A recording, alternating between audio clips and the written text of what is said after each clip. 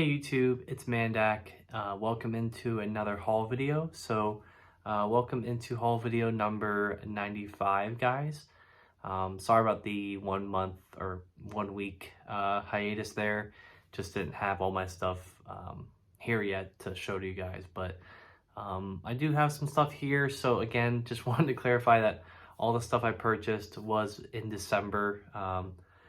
So was waiting on some in-stock trades orders, which were pretty late, so that's why they're here now in the middle of January. But yeah, still haven't bought anything. About halfway through no buy January at the time it's recording, so hanging tough here, and yeah, just trying to get a lot of reading done, which I've definitely have done, and trying to build out the rest of my collection, which I'm on a pretty good clip actually. I have only a few sets left to build, so shouldn't be too bad. But yeah, very excited. Hope you guys are having a great month, great week. So without further ado, we'll get into the sections of this video. There is no card section here. I will say off the top though, just one thing card related.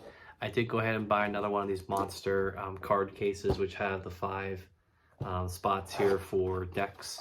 So I did purchase some new theme decks, so that's why I needed to get another one of these. But that's really the only purchase I made. So these are really nice though. So if you get a chance to look for these, definitely suggest picking them up. They're really nice brand, and definitely nice to have. All right. So yeah, without further ado, let's get into the sections of this video.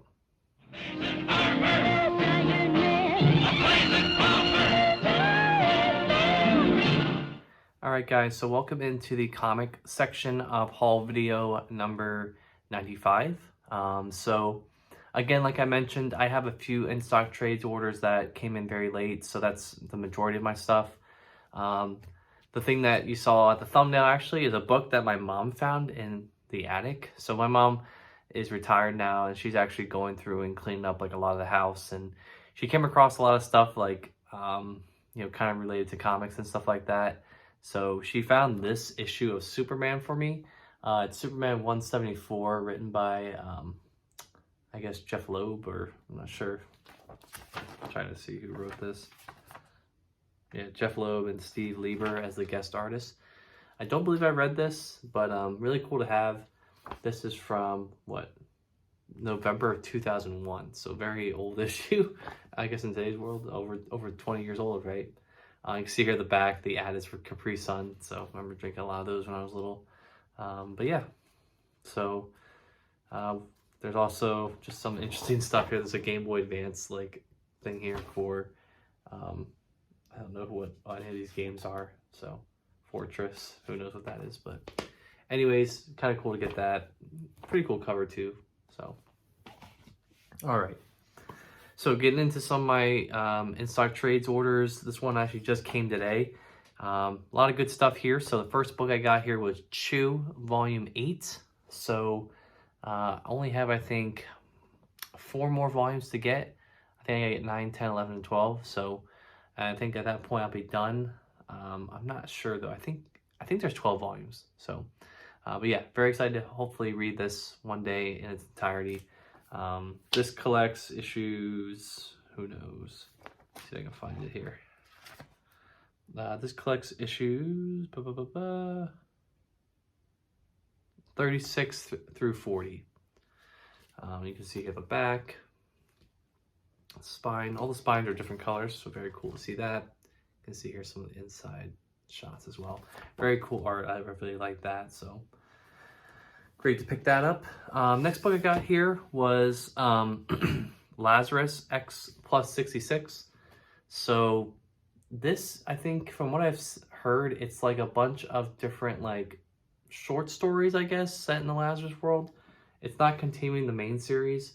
I think the 6th trade, the 7th trade, I believe is scheduled to come out this year, or has already come out this year. I was totally unaware that it's still an ongoing series, so I've read pretty much everything up to this point, so I decided to pick this up because I think this takes place after volume 6, but I could be wrong. But you can see here some of the interiors. Really liked Lazarus, actually. I mean, everything I read is very, very interesting dynamic, very interesting like setting, and just the whole thing about I forget what her name is. I forget the main character's name is. What the heck? I don't know. Someone can tell me in the comments what her name is, but yeah. But I really enjoy like the whole story of her and kind of like how she's going through all this stuff. So yeah, very interesting to see that. That's gonna drive me nuts now. Let me see. Let's see. I gotta find out what her name is. Let's see. What's her name? Forever. That's right. That was her. And then they called her Eve in the book. I'll just put this back later. Yeah, I don't know why it took me that long to realize it, but anyways, yeah, very much enjoyed that series. So having this now will be very nice. You can see here, this is a thicker book, so you know, it's pretty nice to get this for $17, or I guess price off of that. The next book I got here was a series I'm collecting because I collected a similar series written by the same writer and drawn by the same artist, and that is Ascender Volume 1. Why I chose not to get Ascender or Descender Volumes 3 and 4, because I already have Descender Volumes 1 and 2. I think it's because this got me to like the exact price point for free shipping, so I think that's why I picked this up. Yeah, because this is the first trade, so Image does like the $10 price point for the first trade to get people into the books. But yeah, very excited to get this. I've been very impressed with Jeff Lemire's work. I've read Essex County. Family Tree's not too bad. I know that was like an ongoing series. I haven't really caught up with it yet. I read his Hawkeye stuff, and very excited to read this too. So again, anyone in the comments can tell me if Ascender or Descender comes first. I assume Ascender comes first, but I don't know. So just wanted to ask for that. But this collects issues, I guess. Oh wow, you can even see an ad for Family Tree in the back here. Let's see. This collects issues 1 through 5. So very exciting to get that. All right. The next book I got here is an epic collection that, again, kind of flew under the radar for me. I don't remember it being solicited, but I guess I don't pay attention to these. And it's getting to the point now where I've legitimately had like almost like a consecutive run of Thor, like 200 straight issues of like Thor collected, that I could like really do like a crazy readathon for it. But at this point, I kind of want to like collect it all, so that way I can just like read all of Thor like for like months on end. And this is the 7th volume of Thor Epic Collection. This is, I guess I want to pronounce, I think it's Ulik Unchained or Ulik. I think it's Ulik, but you can see here, great cover here. Jerry Conway, John Buscema on art there. You can see the back as well. This is the 7th volume of the Thor Epic Collection. So this collects 73 through 75 of Thor, numbers 217 through 241, and Marvel Premiere number 26. So you can see here some interiors. Really great art here by John Buscema. I'm very excited to read this. I do really appreciate his art. Very dynamic. Very much that Marvel method that everyone was striving towards in this era of Marvel Comics. So I don't think I'm going to be disappointed with this. You can see here, it's still the classic Thor logo. Love to see that. And very excited to have another Epic collection here. So I think at this point now, all of my Thor Epics have spanned beyond just one shelf. So, because I have that Walter Simonson omnibus right in the middle there as well. So we'll add this to the collection, and very excited to get this chunk of my collection for Thor collected. I don't think I'm going to be disappointed when I get around to actually reading Thor, because it's going to be a really great, like, fun ride to be able to read, like, all through his history in one go. So, not one sitting. That would be insane. I'm pretty sure I can never do that. But, yeah. All right. Next book I got here was the book that was in that order that I mentioned earlier, that I was worried about because they said it was coming, and then I was concerned, and then I emailed Inside Trades and never got back to me. And then I checked the order, and apparently it shipped, and it came in like a separate UPS order. So like, but they never listed it beforehand, so I was like kind of concerned. But nonetheless, I got it, and now I can finish off the hardcovers for this series, I believe. I don't think there's a fourth hardcover coming, but I could be wrong. And that is Spider-Gwen by Jason Latour and Robbie Rodriguez on art. So read the first one back in, I think, 2017, I want to say, and I did enjoy the original Spider-Gwen stories. I read the second hardcover like maybe a year after because I just didn't have it collected and did not care for it at all. Like, I just did not like where like the book went after the first few arcs.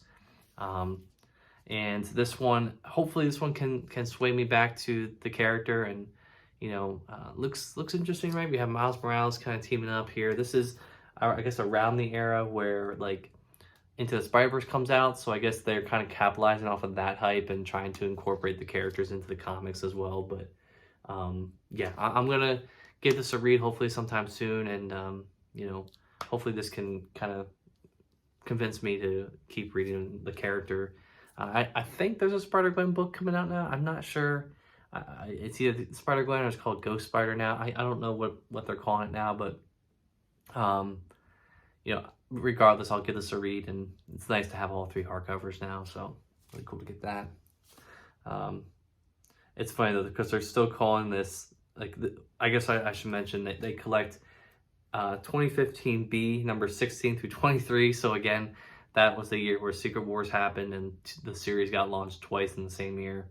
And Spider-Man 2016, numbers 12 through 14. So I think that's Miles Morales stuff. I could be wrong there, but who knows. Okay. And the last book here was a book that I was very hesitant on getting. I wanted to wait and possibly get the paperbacks if I found them, but I'm like, you know what? I really don't want to take that chance with this book and these characters and have to look all over for this and kind of have that gap in my head of my reading order and just be nuts. So I went ahead and bought the oversized hardcover for this era of X-Men that I was looking to get, and that is the X-Men Inferno Prologue.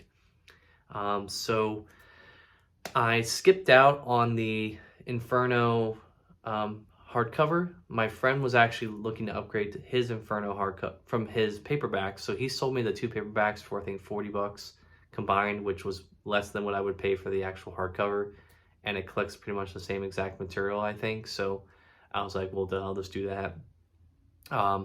But the prologue I never actually owned, so I went ahead and picked this up. This was actually on sale for I think $60, cover price of $100. So I think that's a pretty good deal. This is almost essentially, actually, it is omnibus. Okay, never mind.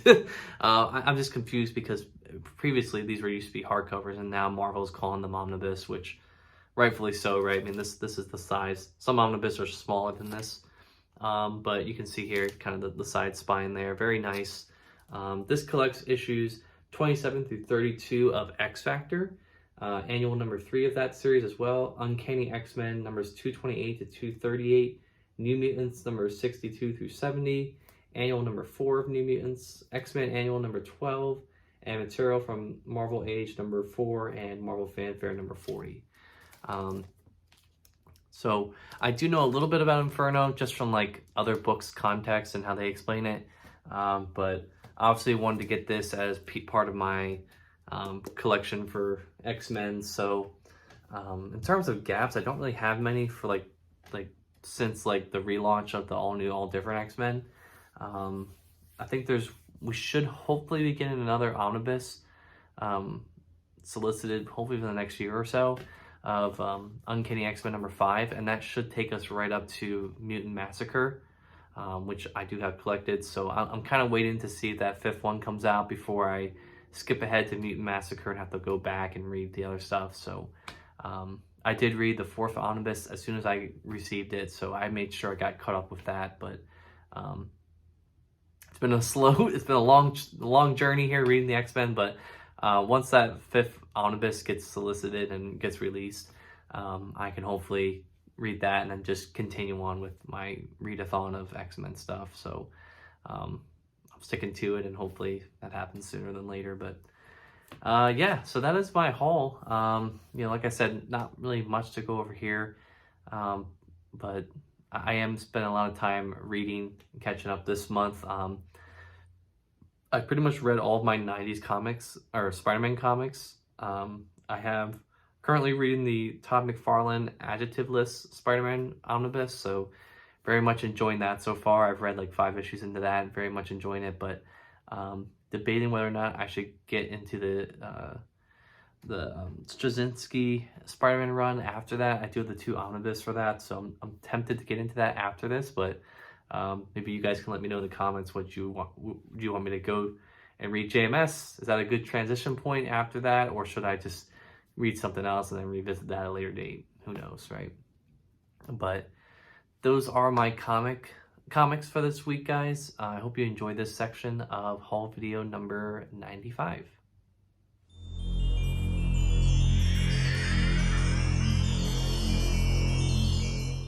Alright guys, so welcome into the Lego section of haul video number 95.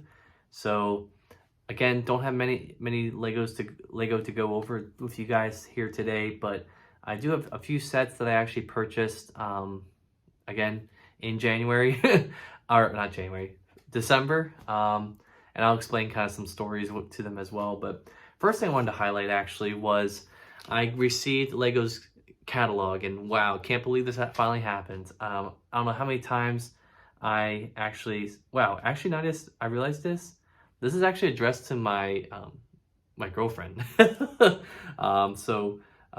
Yeah, this is not addressed to me at all, which is weird. I guess she just signed up for it, but I'll have to let her know about that. But yeah, finally got the magazine here.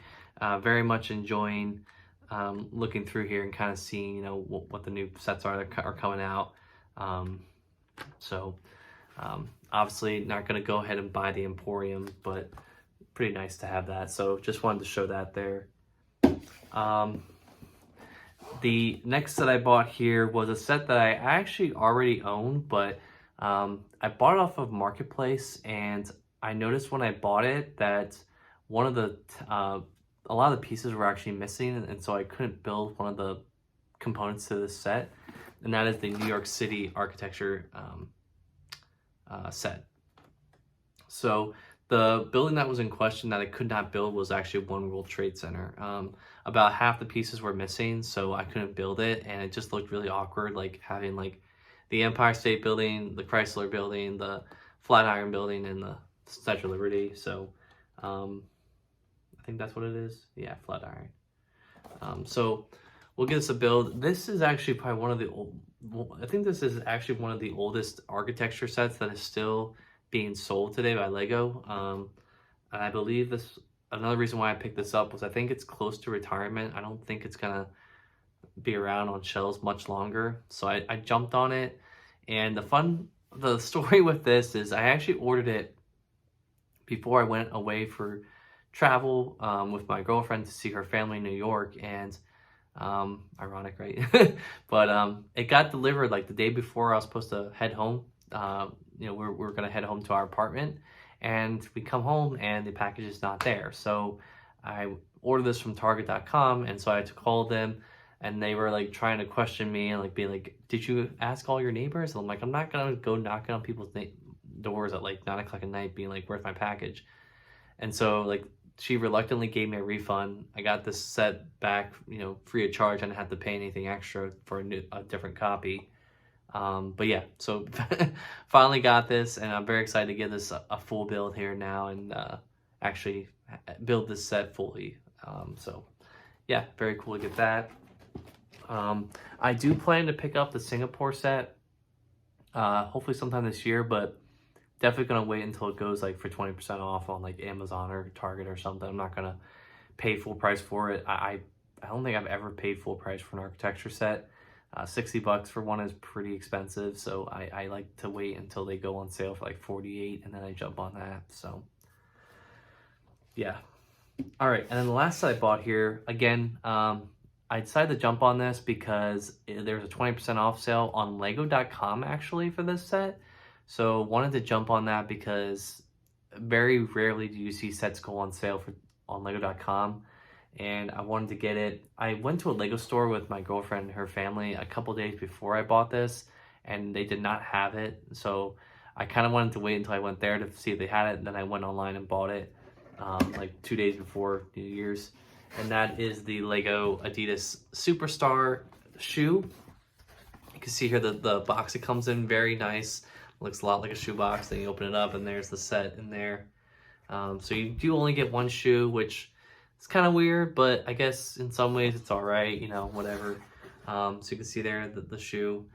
I don't personally own Superstars, but I do wear a lot of Adidas sneakers, and currently now I'm actually wearing New Balance, but for a while there I was wearing Adidas pretty much every time I need to get new shoes I would get Adidas. So this is very nice product here.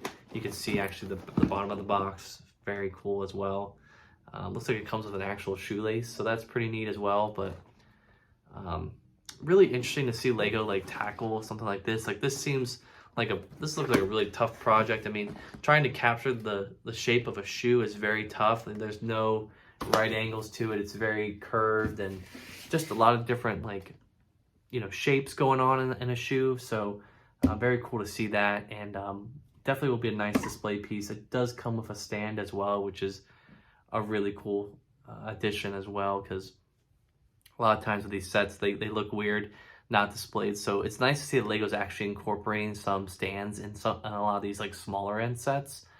So hopefully it looks a little bit better to display. So that's that. But that is really all I have for the Lego. Not really too much to have here. I do plan to build these this month. So as I mentioned earlier, I'm down to one shelf now for my Lego collection in terms of sets I have to build. So I'm really trying hard every day to get more built and more like off my shelves, so that way I don't have to like have a shit ton of backlog. The treehouse is still up there, so I'm hoping to get into that maybe next week or the week after, but we'll see. But anyways, guys, hope you enjoyed this section of haul video number 95. Alright guys, so thank you again for watching haul video number 95. Hope you enjoyed this. I know I didn't go over too much on here actually, but you know, again, it's because I'm not really buying much. This is like the last load of stuff to come through from December, so I think next week I still have an ETB in there, an Elite Trainer box that I still need to open and review. I might do it like in this style versus what I did last time, because that was a little awkward to do for me. So I might do that next week, we'll see, but I just want to make some more content for you guys this month while we're waiting for, you know, February to roll around and stuff like that. But hope you guys enjoyed this. I'm gonna go put this stuff away and organize it. So until next time, guys, I hope you have a great day and a great week, and I will see you on the flip side. Peace.